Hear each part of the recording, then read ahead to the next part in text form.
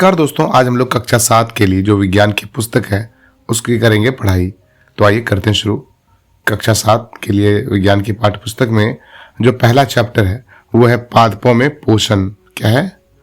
पादपों में पोषण। तो करेंगे आज हम लोग उसको शुरू। तो आइए करते हैं। देखिए आगे आपका पहला चैप्टर। कक्षा 6 में आप पढ़ चुके हैं कि सभी जीवों के लिए भोजन आवश्यक है।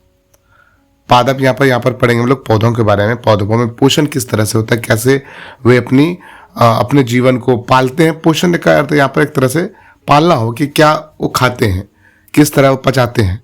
ठीक है, वो पूरी प्रक्रिया हम लोग इसमें अच्छे से पढ़ेंगे। पादप पोषण करते कैसे हैं, एक्चुअली जो अभी पेड़ पौधे होते हैं वो करते कैसे हैं। ठीक है, कक्षा 6 में आप पढ़ चुके हैं कि सभी जीवों के लिए भोजन आवश्यक है। आप यह भी पढ़ चुके हैं कि कार्बोहाइड्रेट, प्रोटीन, वसा, विटामिन एवं खनिज भोजन के घटक हैं। कि ये सारी चीजें हैं जो भोजन में हमें मिलनी चाहिए, आवश्यक है भोजन के लिए। ठीक है, आप यह भी पढ़ चुके हैं कि कार्बोहाइड्रेट, प्रोटीन, वसा, विटामिन एवं खनिज भोजन के घटक हैं। भोजन के ये घटक हमारे शरीर के लिए आवश्यक हैं तथा इन्हें पोषक कहते हैं। क्या कहते हैं? इन्हें पोषक। ठीक है, यही हमारे शरीर को पोष रहे हैं, पाल रहे हैं, एक तरह से कह सकते हैं। तो ठीक है, यही सारे घटक। सभी जीवों को भोजन की आवश्यकता होती है। पादप यानी पौधे स्वयं के लिए भोजन बना सकते हैं, यानी खुद के लिए वो भोजन बना सकते हैं। आपको रोज खाना देने की उन्हें जरूरत नहीं है। ठीक है, वो क्या कर सकते हैं, अपना भोजन सूर्य के प्रकाश की उपस्थिति में खुद बना लेते हैं। परंतु मानव सहित कोई भी प्राणी अपना भोजन स्वयं नहीं बना सकता। वे पादपों अथवा पादपों का आहार ग्रहण करने वाले जंतुओं से अपना भोजन प्राप्त करते हैं। लेकिन जो भी पादप को छोड़कर हुए, ठीक है, वे क्या कर सकते हैं, अपना भोजन खुद नहीं बनाते। वो जैसे हम ही लोग को देख लीजिए, आप इंसान को ही देख लीजिए, तो वो किस पे निर्भर है? वो पौधों से जो मिलेगा उसी को तो खाएंगे। या तो आप बोलेंगे नहीं हम तो भाई मीट खाएंगे, तो भाई आप किसके खाइएगा? जिसका भी मीट खाइएगा, जिन जानवर का, वो तो फिर पौधों पे डिपेंडेंट है ना, पौधों पे वो तो निर्भर करते हैं। तो इस तरीके से क्या है कि आप कोई ना कोई रूप से क्या करते हैं, पौधे पे डिपेंड कर रहे हैं अपने भोजन के लिए। ठीक है, वे पादपों अथवा पादपों का आहार ग्रहण करने वाले जंतुओं से अपना भोजन प्राप्त करते हैं। अतः मानव तथा अन्य प्राणी प्रत्यक्ष या परोक्ष, प्रत्यक्ष मतलब हुआ ये जो यानी सामने से डायरेक्ट क्या हुआ है, निर्भर है पौधों पे, या क्या है, अथवा परोक्ष रूप से क्या है, ये इंसान मीट खा रहा है, ठीक है, किसी भी चीज का मांस खा रहा है, और वो जंतु जिसका मांस वो खा रहा है वो पौधों पर निर्भर है। वो तो डायरेक्ट यहाँ पर निर्भर नहीं हुआ, थोड़ा घुमा फिरा कर हुआ, तो ये परोक्ष हो गया। ठीक है, अतः मानव तथा अन्य प्राणी प्रत्यक्ष या परोक्ष रूप से पादपों पर निर्भर है, पौधों पर तो निर्भर है ही। बूझो जानना चाहता है कि पादप अपना भोजन किस प्रकार बनाते हैं, किस प्रकार बनाते हैं, यही आप इसमें तो सीखेंगे। ठीक है, पादपों में पोषण विधि। केवल पादप ही ऐसे जीव हैं जो जल, कार्बन डाइऑक्साइड एवं खनिज की सहायता से अपना भोजन बना सकते हैं। ये सभी पदार्थ इनके परिवेश में उपलब्ध होते हैं। ठीक है, जो भी चीजें इनके आसपास उपलब्ध होते हैं। पोषक पदार्थ सजीवों की शारीरिक संरचना, वृद्धि तथा क्षतिग्रस्त भागों के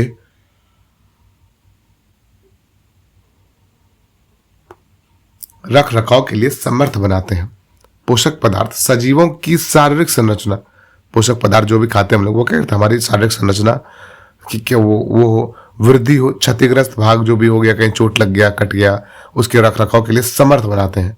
तथा विभिन्न जैव प्रक्रमों के लिए आवश्यक ऊर्जा भी प्रदान करते हैं। जो भी हम लोग काम करते हैं उसमें ऊर्जा प्रदान करते हैं। सजीवों द्वारा भोजन ग्रहण करने एवं इसके उपयोग की विधि को पोषण कहते हैं। और सजीवों में जो भोजन ग्रहण करने और इसकी जो विधि, भोजन ग्रहण करने एवं इसके उपयोग की विधि जो है, उसको क्या बोलते हैं हम लोग? पोषण बोलते हैं। ठीक है, ध्यान से रखिए, पोषण किसे कहते हैं? सजीवों द्वारा भोजन ग्रहण करने एवं इसके उपयोग की विधि को पोषण कहते हैं। कि कैसे वो भोजन ग्रहण करते हैं और किस प्रकार इसका उपयोग करते हैं, उसी को हम लोग बोलते हैं पोषण। पोषण की वह विधि जिसमें जीव स्वयं यानी अपने से, पोषण की वह विधि जिसमें जीव अपना भोजन स्वयं संश्लेषित करते हैं। संश्लेषित मतलब एक तरह से बनाते हैं। ठीक है, तो उसे क्या कहते हैं? स्वपोषण कहलाती है ना। फिर से पढ़ते हैं इसके कि पोषण की वह विधि जिसमें जीव अपना भोजन स्वयं संश्लेषित करते हैं, स्वपोषण कहलाते हैं। ये सब आपको पता होना चाहिए, याद होना चाहिए। कोई पूछे तो बिल्कुल बता दें या नोट कर लें आप कि पोषण की वह विधि जिसमें जीव अपना भोजन स्वयं संश्लेषित करते हैं, स्वपोषण कहलाती है। अतः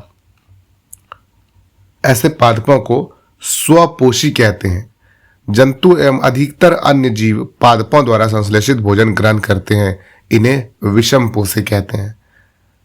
ठीक है, तो देखिए जो पोषण की विधि क्या होगी, सजीवों द्वारा भोजन ग्रहण करने में इसके उपयोग की विधि को पोषण कहते हैं।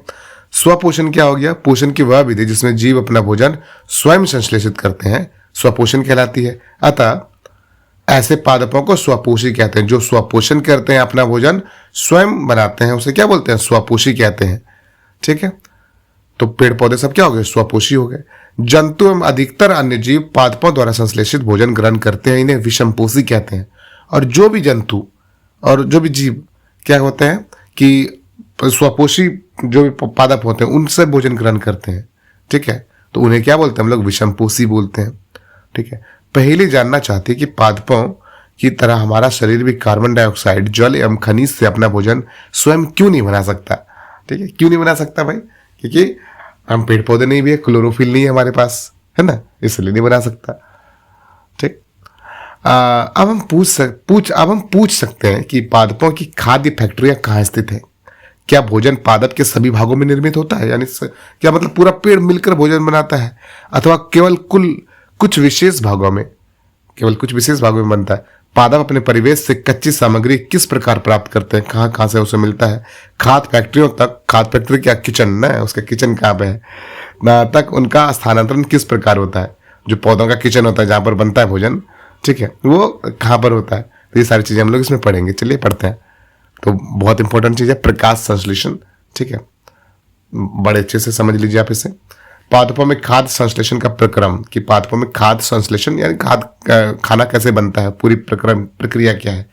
पत्तियां पादप की खाद्य फैक्ट्रियां हैं, अतः सभी कच्चे पदार्थ पत्तियों तक पहुंचने चाहिए।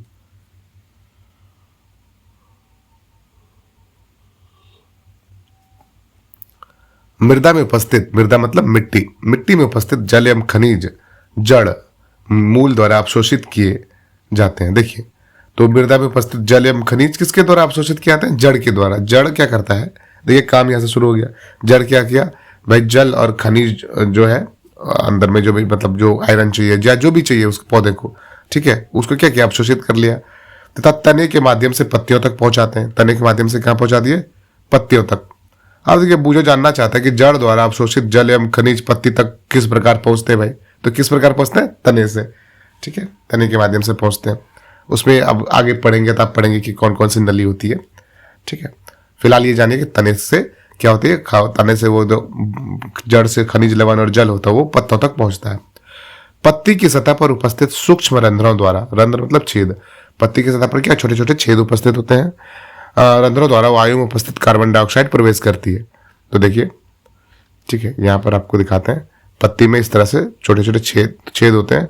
ठीक है, जैसे ये देखिए, यह है क्लोरोफिल जिसकी वजह से बनता है भोजन। तो यहाँ से ये छोटे छोटे छेद है, यहाँ से क्या था, कार्बन डाइऑक्साइड जाती है और ऑक्सीजन बाहर आती है ना। तो वायु में कार्बन डाइऑक्साइड प्रवेश करती है। ठीक हो गया, चलिए अब दूसरे पेज का इसका कोशिका का देख लेते हैं हम लोग।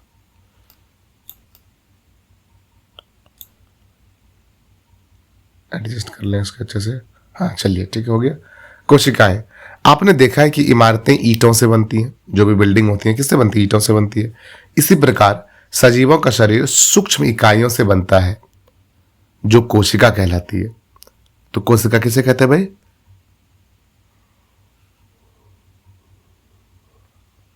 सजीवों का शरीर सूक्ष्म इकाइयों से बनता है, वो छोटी छोटी चीजों से बनता है। ठीक है, जो सबसे छोटी चीज जो जहां से हम जहां से गिन सकते हैं, ठीक है, उसको क्या बोलते हैं, सजीवों का शरीर सूक्ष्म इकाइयों से बनता है। मतलब ऐसे तो नहीं देख सकते, माइक्रोस्कोप किससे देखना होगा हमें, ठीक है, मतलब सूक्ष्मदर्शी से देखना होगा, जो छोटी छोटी चीजों को भी बड़ा करके दिखाए, वो सूक्ष्मदर्शी कहलाती है। तो इसी प्रकार क्या कहते हैं कि सजीवों का शरीर सूक्ष्म इकाइयों से बनता है जो कोशिका कहलाती है। कोशिकाओं को सूक्ष्मदर्शी द्वारा देखा जा सकता है। कुछ जीव मात्र एक कोशिका के बने होते हैं। कोशिका एक पतली बाह्य संरचना द्वारा घिरी होती है जिसे कोशिका झिल्ली कहते हैं। इसमें केंद्र में स्थित एक सुस्पष्ट संरचना भी होती है जो केंद्रक कहलाती है। ध्यान से समझिए, सजीवों का शरीर सूक्ष्म इकाइयों से बनता है जिसे क्या बोलते हैं हम लोग, कोशिका कहते हैं। ठीक है, कोशिका को किसके द्वारा देखा जा सकता है, सूक्ष्मदर्शी द्वारा देखा जा सकता है। कुछ जीव मात्र एक कोशिका से बने होते हैं। ठीक है, कोशिका एक पतली बाह्य संरचना द्वारा घिरी होती है जिसे कोशिका झिल्ली कहते हैं। ये जो कोशिका है, ठीक है, ये क्या है, बाह्य संरचना द्वारा घिरी हुई है। ठीक है, इसकी कोशिका ये क्या है, बाह्य संरचना द्वारा क्या हुई, घिरी हुई है। इसको बोलते हैं कोशिका झिल्ली। ये वाले जो संरचना ये देखिए ना, ये क्या है, बाहर में जो उसकी संरचना इस तरह से, यानी ये देख लीजिए, ये पूरी क्या हो गई, कोशिका झिल्ली हो गई।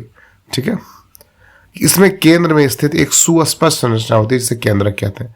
इसके केंद्र में यानी बीच में क्या होती है, एक सुस्पष्ट संरचना होती है। इस ये वाली, ये सब क्या कहलाई, केंद्रक कहलाती है। केंद्रक चारों ओर से जेली के समान एक पदार्थ से घिरा होता है जिसे कोशिका द्रव्य कहते हैं।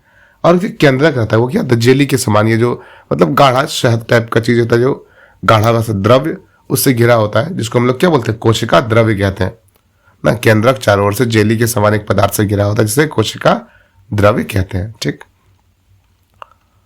अब देखिए, अब रंध्र पढ़ रहे थे। वायु में उपस्थित कार्बन डाइऑक्साइड प्रवेश करती है रंध्रों द्वारा। रंध्र मतलब छेद एक तरह से। या रंध्र द्वार कोशिकाओं द्वारा घिरे होते हैं, ऐसे छिद्रों को रंध्र कहते हैं।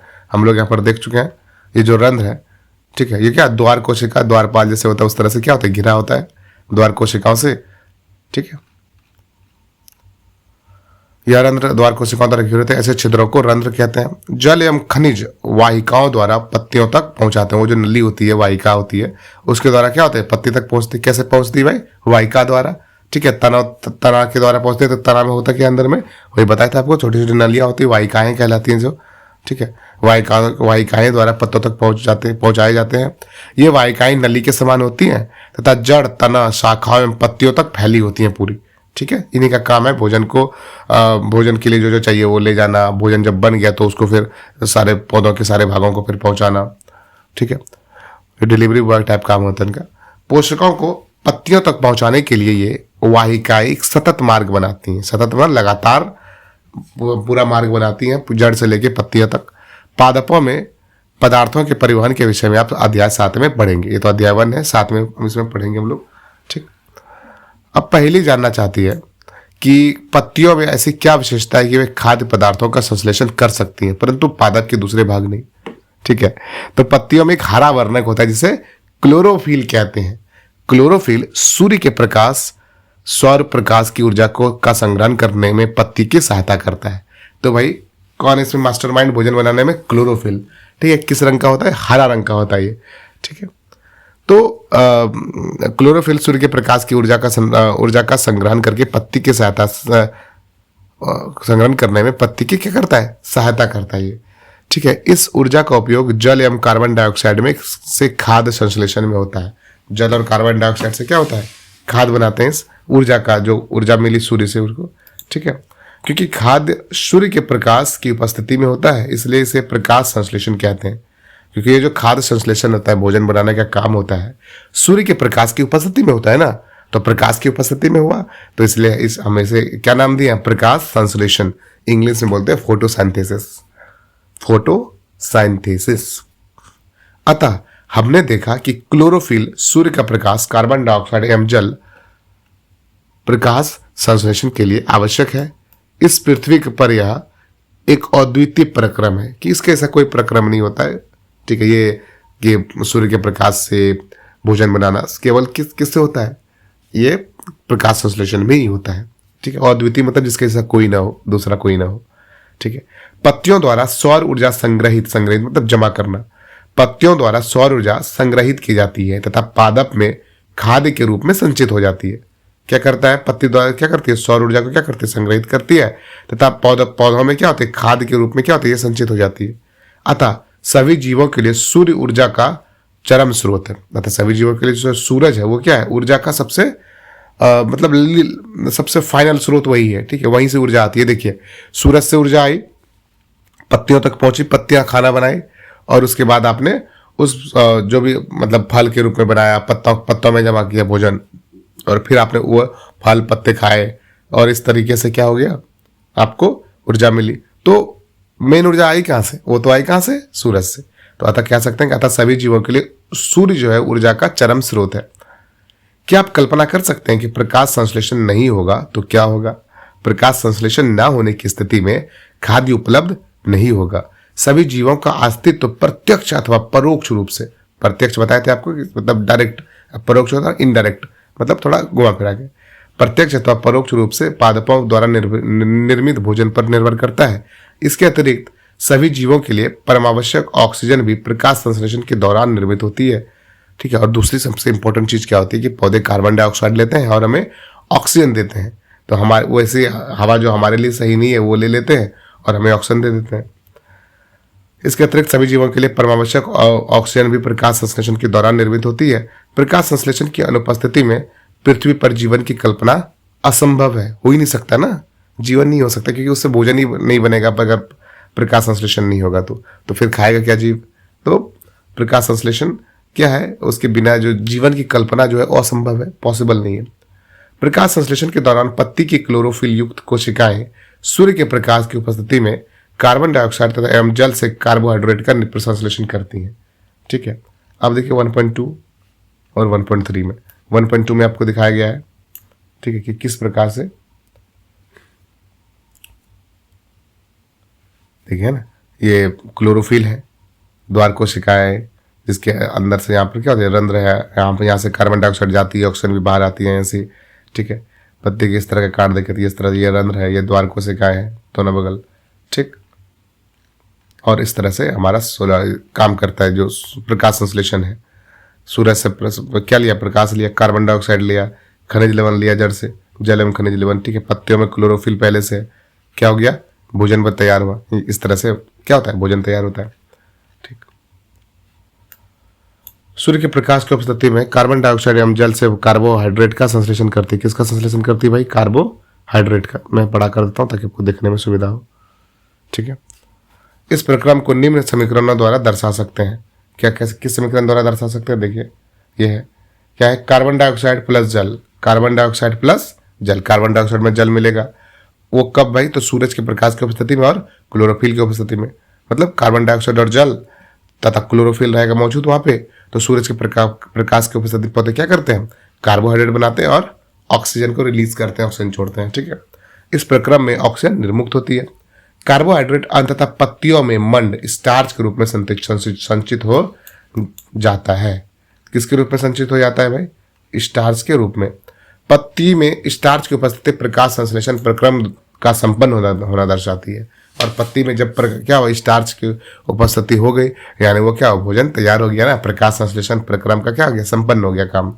स्टार्च भी एक प्रकार का कार्बोहाइड्रेट है। क्या है ये, एक प्रकार का कार्बोहाइड्रेट, जो जैसे हम लोग खाते हैं ना भोजन में पोषक तत्व कार्बोहाइड्रेट, तो उसी तरह से ये भी क्या, एक कार्बोहाइड्रेट का रूप है। ठीक है, चलते हैं आगे। क्या है, बूझों ने देखा कि कुछ पादपों की पत्तियां गहरी लाल, बैंगनी अथवा भूरे रंग की होती है। वह जानना चाहता है कि क्या इन पत्तियों में भी प्रकाश संश्लेषण होता है।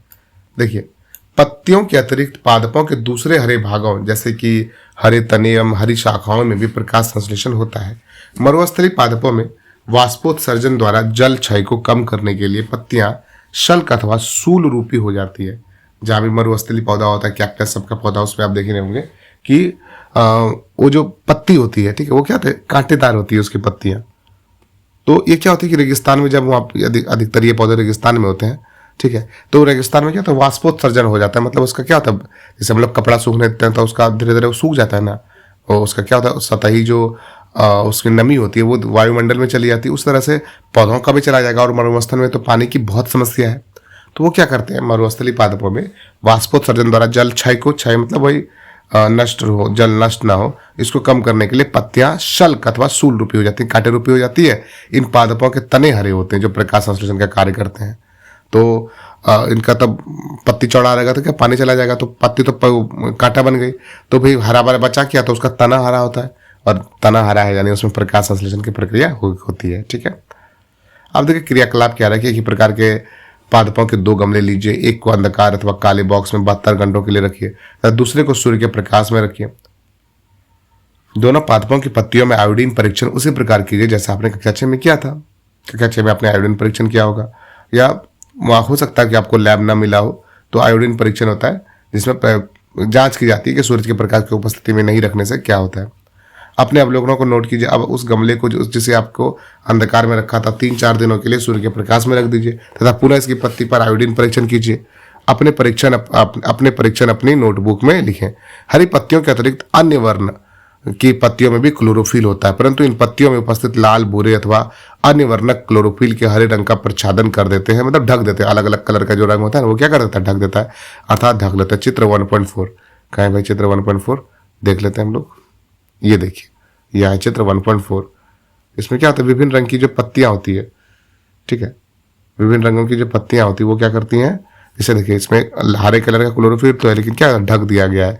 यहाँ भी हरे, इसमें हरे कलर का है लेकिन दूसरा कलर क्या है इसको, मतलब इस सब में क्या होता है, ढक दिया जाता है किसी किसी और कलर से, ठीक है। मतलब सारे पत्तियों में नहीं, कुछ कुछ पत्तियों में, लेकिन क्लोरोफिल इसके अंदर तो होता ही है पहले से, ठीक है। आधा ढक लेते हैं। इन पत्तियों में प्रकाश संश्लेषण होता है। अपने गीली दीवारों पर, तालाब अथवा ठहरे हुए जलाशय में हरे अपवंकी काई जैसे पदार्थ देखे होंगे। ये सामान्यतः कुछ जीवों की वृद्धि के कारण होते हैं, उन्हें शैवाल कहते हैं। अरे ये जो कजरी देखते हैं हम लोग, कजरी बोलते हैं, कजरी लग गया, ठीक है, कजली, ठीक है, वही है। तो इन्हें क्या बोलते हैं, शैवाल कहते हैं। क्या वो कजली सबको क्या बोलते हैं, शैवाल कहते हैं। आपने देखा होगा तालाब या कुआं सबके किनारे लग जाता है वो। क्या आप कल्पना कर सकते हैं कि इनका रंग हरा क्यों होता है? इनमें क्लोरोफिल होता है जिसके कारण ये हरे दिखाई देते हैं।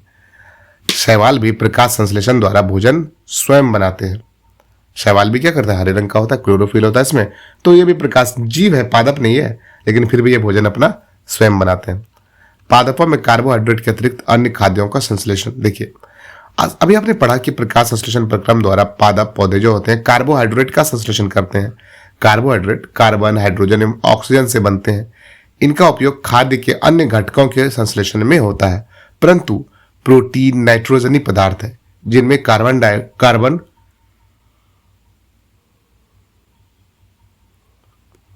तो प्रोटीन क्या है, मतलब वो किसका कैसा पदार्थ है, वो प्रोटीन जो है वो नाइट्रोजन वाला पदार्थ है, ठीक है, जिसमें कार्बन, ऑक्सीजन, हाइड्रोजन के अतिरिक्त नाइट्रोजन भी होती है। पादपों को नाइट्रोजन कहाँ से प्राप्त होती है? जो हम लोग प्रोटीन खाते हैं इसमें क्या होता है, कार्बन, ऑक्सीजन, हाइड्रोजन के अतिरिक्त क्या होती है, प्रोटीन भी होती है। तो पादपों को नाइट्रोजन कहाँ से प्राप्त होती है, चलिए आइए जानते हैं।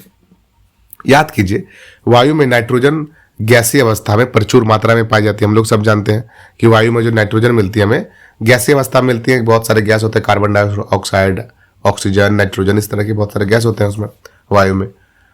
प्रचुर मात्रा जो क्या होता है, नाइट्रोजन प्रचुर मात्रा में मिलती है अच्छे से, परंतु पादप इसका अवशोषण इसी रूप में नहीं कर सकते। लेकिन जो पौधे होते हैं वो डायरेक्ट जिस तरह से कार्बन डाइऑक्साइड ले लेते हैं वो उस तरीके से क्या कर सकते हैं, नाइट्रोजन को ग्रहण नहीं कर सकते। मिट्टी में कुछ विशेष जीवाणु होते हैं जो गैसीय नाइट्रोजन को उपयोगी यौगिकों में परिवर्तित कर मृदा में निर्मुक्त करते हैं। तो ये बहुत इंपॉर्टेंट जीवाणु हो जाते हैं वहां पे मिट्टी में। वो क्या करते हैं, जो वायुमंडल में नाइट्रोजन है उसको परिवर्तित कर कुछ इस प्रकार के यौगिक में परिवर्तित कर देते हैं, जो क्या होता है मिट्टी में मिल जाए, ठीक है, मिट्टी में निर्मुक्त हो जाती है। यह विलेय पदार्थ पादपों द्वारा जल के साथ अवशोषित कर ले जाते हैं, मिट्टी में मिल जाती है। फिर पादप क्या करता है, जब वहां से जड़ द्वारा पानी लेता है तो इन पदार्थों को भी क्या करता है, वो अवशोषित कर लेता है। संभवतः आपने देखा है कि किसान अपने खेतों में उर्वरक तथा खाद डालते हैं ना, जिनमें नाइट्रोजनी पदार्थ की प्रचुरता होती है, जो खाद डालते हैं, यूरिया, डीएपी सब टाइप का, ठीक है, उसमें क्या होता है, नाइट्रोजनी पदार्थ बहुत अधिक की प्रचुरता होती है। इस प्रकार अन्य संघटकों के साथ पादपों की नाइट्रोजन की मांग की आपूर्ति हो जाती है। इस प्रकार से नाइट्रोजन की आपूर्ति हो जाती है। इसके पश्चात पादप खाद्य के अन्य संघटकों जैसे कि प्रोटीन एवं वसा का संश्लेषण कर लेते हैं, ठीक है। अब देखो, पादपों में पोषण की अन्य विधियां, अलग अलग विधियां हैं इसमें। कुछ पादप पौधे ऐसे भी हैं जिनमें क्लोरोफिल नहीं पाया जाता है। एक तो हमने पढ़ लिया कि भाई क्लोरोफिल होता है, प्रकाश संश्लेषण की प्रक्रिया द्वारा वो भोजन खुद बनाते हैं, एक विधि वो है पोषण की। और भी विधियां हैं, वही हम लोग इसमें पढ़ेंगे।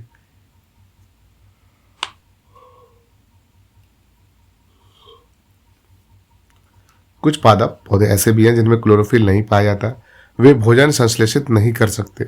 वे कैसे जीवित रहते हैं तथा वे पोषक किस प्रकार प्राप्त करते हैं?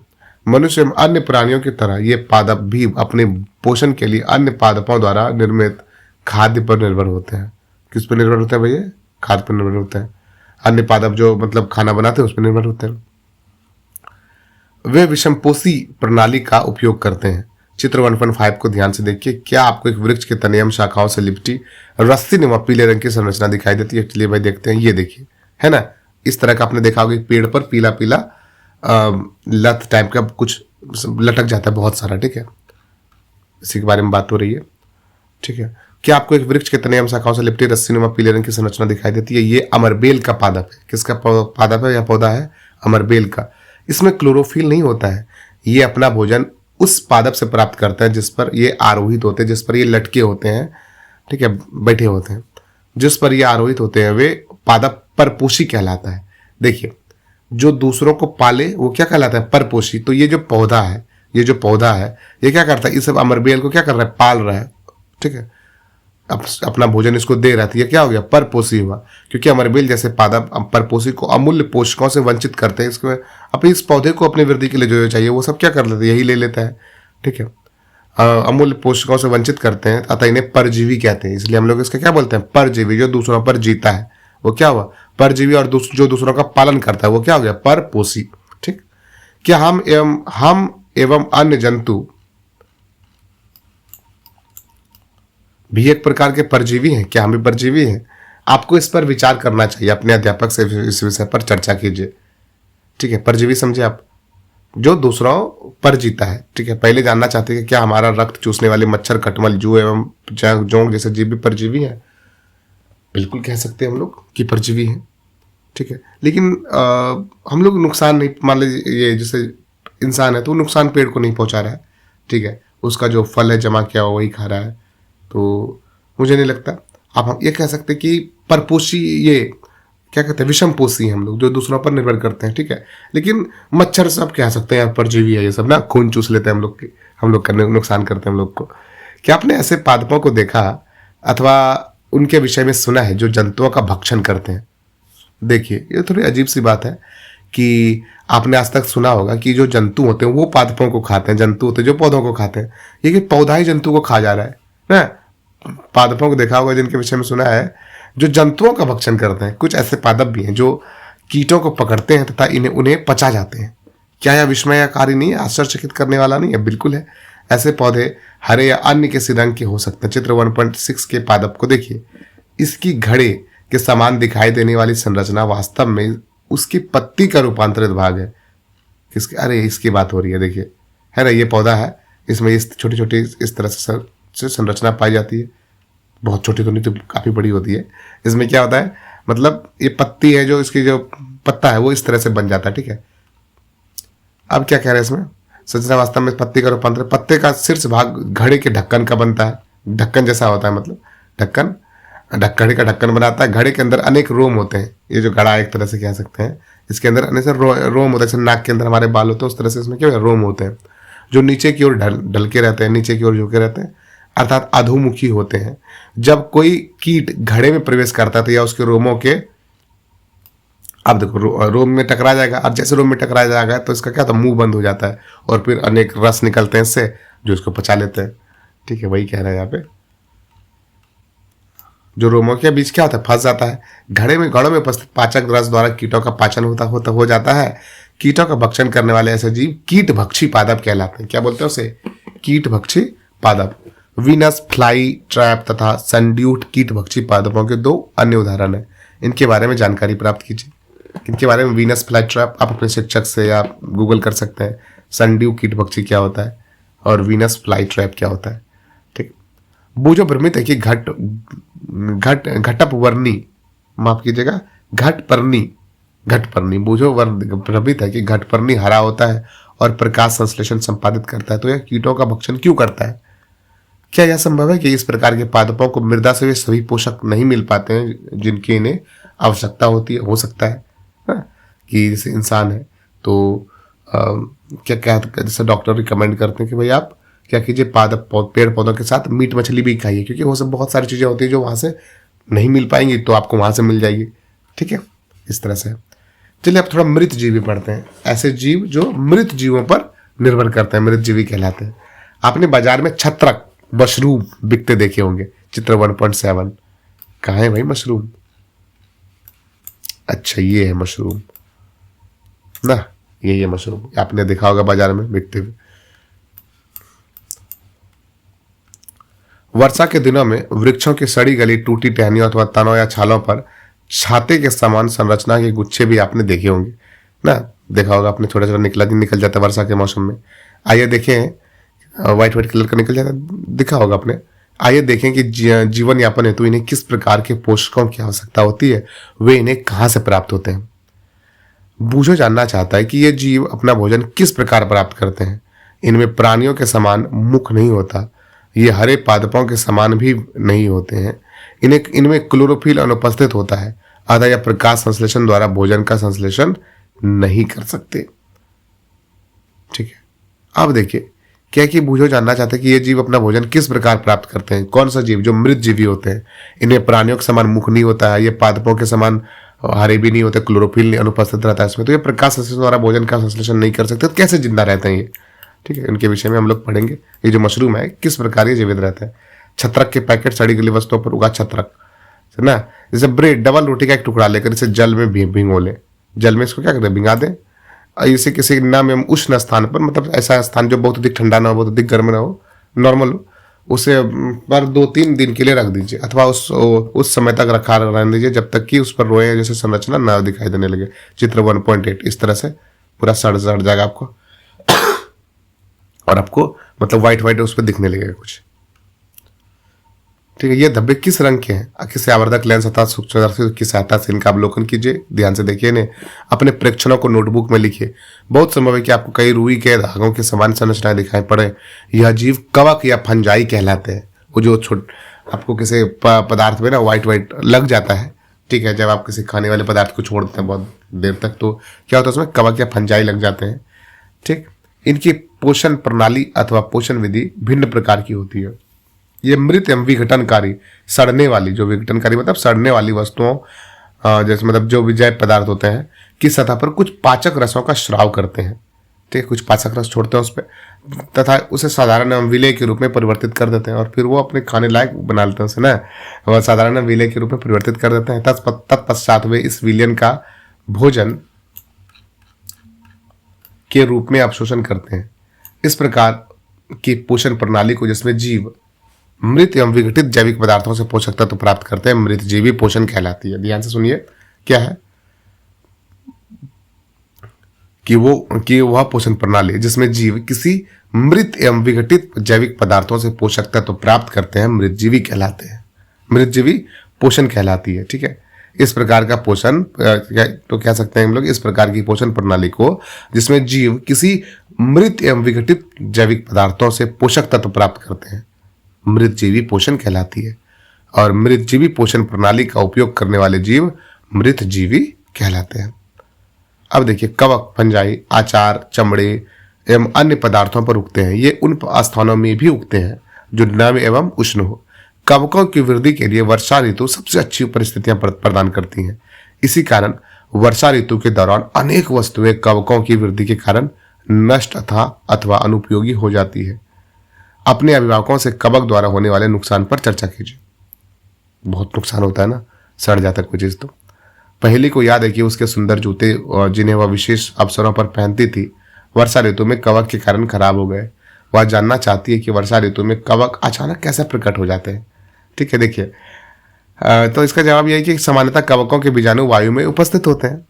जब वे किसी ऐसे जैव पदार्थ अथवा उत्पाद पर बैठते हैं जो नम एवं उष्ण हो, मतलब नादि का बहुत ठंडा हो, ना गर्म हो, गीला हो, उष्ण हो, ठीक है, तो वे अंकुरित होकर नए कवक को जन्म देने लगते हैं। उसको जैसे देखिए, वायुमंडल में तो वो सब है ही, जैसे उनको उचित परिस्थिति मिलती है तो वो क्या करते हैं, कवक को जन्म देते हैं। क्या अब आप बता सकते हैं कि हम अपनी वस्तुओं को कवक द्वारा खराब होने से किस प्रकार बचा सकते हैं? बूझो को याद है कि उसके दादाजी ने बताया था कि एक बार उनकी गेहूं की फसल कवक द्वारा नष्ट हो गई। वह जानना चाहता है कि क्या कवक रोग कारक भी होते हैं। चलिए देखते हैं।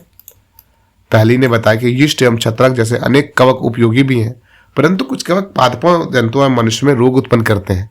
कुछ कवकों का उपयोग औषधि के रूप में भी होता है। तो समझे बात, कि कुछ रोग उत्पन्न भी करते हैं, कुछ का रोग औषधि के रूप में भी होता है। कुछ को हम लोग खाते भी हैं, खाते हैं कवक को जब औषधि के रूप में उपयोग करते हैं। तो कुछ जीव एक दूसरे के साथ रहते हैं तथा अपना आवास एवं पोषक तत्व एक दूसरे के साथ बांटते हैं, उसे सहजीवी संबंध कहते हैं। देखिए, ये थोड़ा नया है, कि कुछ जीव जो होते हैं वो एक दूसरे के साथ रहते तथा अपना आवास एवं पोषक तत्व, अपना घर भी रहने को देता है, खाना भी देता है।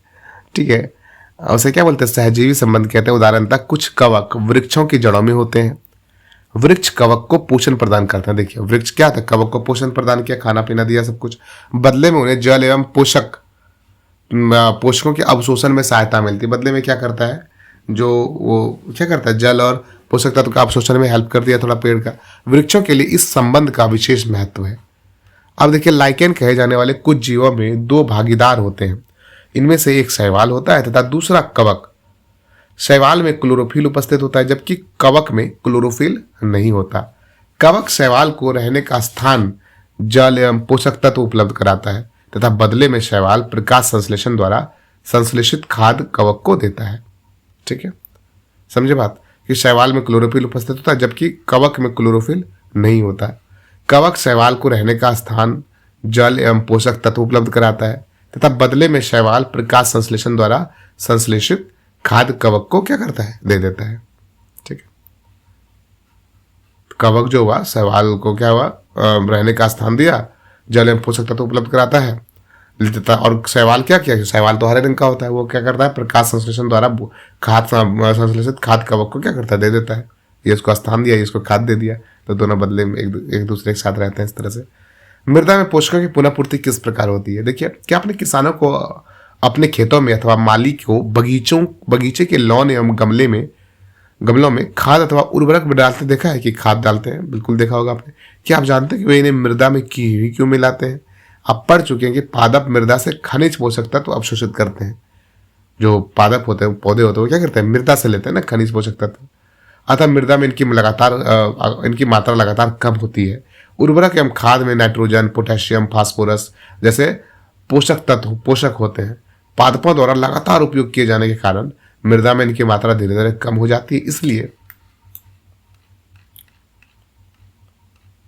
मृदा को इन पोषक तत्वों से संबद्ध करने के लिए भूमि में उर्वरक तथा अथवा खाद मिलाने की आवश्यकता होती है। यदि हमें पादपों के पोषण की आवश्यकता के बारे में ज्ञान हो तो हम न केवल पादपों को उगा सकते हैं बल्कि इन्हें स्वस्थ भी रख सकते हैं, अगर हमें अच्छे से ज्ञान हो उसका। पादपों को प्रोटीन बनाने के लिए सामान्यतः नाइट्रोजन की अधिक आवश्यकता होती है। फसल कटाई के बाद मृदा में नाइट्रोजन की कमी हो जाती है। मिट्टी में क्या होती है, फसल जब उगा तो वो फसल क्या किया, पूरा नाइट्रोजन क्या किया, इसका अवशोषित कर लिया। यद्यपि वायु में नाइट्रोजन गैस प्रचुर मात्रा में उपलब्ध होती है, परंतु पादप इसका उपयोग इस प्रकार करने में असमर्थ होते हैं जैसे वे कार्बन डाइऑक्साइड का उपयोग करते हैं। पौधे नाइट्रोजन को विलेय के रूप में ही अवशोषित करते हैं, मतलब डायरेक्ट क्या करता है, हवा से नहीं ले पाता है। क्या करता है, पहले कोई भी जीवाणु होता है जो उसको क्या करता है, एक ऐसे यौगिक बदल दिया जो मिट्टी में मिल जाता है फिर, और फिर उस मिट्टी से उसे नाइट्रोजन को क्या करते हैं, अवशोषित करते हैं पौधे।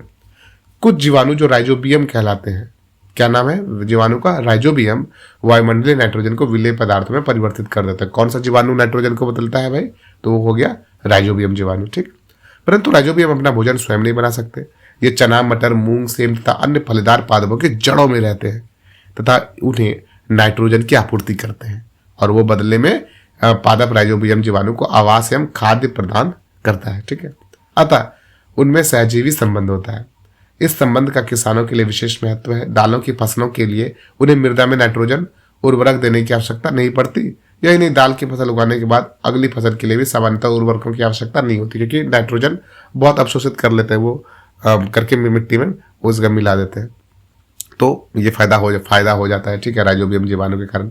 तो इसलिए देखा होगा आपने कि दलहन के पौधे, धान के पौधे लगाने से पहले किसान दलहन के पौधे लगाते हैं। ठीक है, मूंग की या चने की, चना तो दूसरे सीजन में होता है, मतलब मूंग की अधिकतर लगाते हैं। इस अध्याय में आपने पढ़ा कि अधिकतर पादप स्वपोषी होते हैं। बहुत कम पादप अन्य पोषण प्रणाली अपनाते हैं, जैसे कि परजीवी, मृतजीवी दूसरे पादपों से पोषण प्राप्त करते हैं। सभी प्राणी अपने भोजन के लिए पादप तथा अन्य प्राणियों पर निर्भर रहते हैं, अतः इन्हें विषमपोषी के रूप में समूहीकृत किया गया है। क्या हम कह सकते हैं, ठीक है, कि कीटभक्षी पौधे आंशिक विषमपोषी हैं। जो कीटभक्षी हैं, बिल्कुल कह सकते हैं हम लोग ना, वो क्या करते हैं,